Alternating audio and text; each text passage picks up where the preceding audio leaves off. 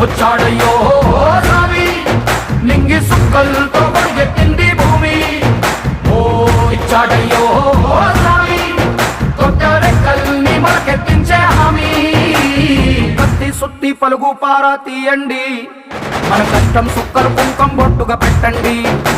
మన కష్టం సుక్కలు కుంకం బొట్టుగా పెట్టండి. ఓ అన్నం పెట్టే పనిముట్లే మన దేవుళ్ళు, మరి ఆయుధాల పూజలు చేద్దాం పట్టండి.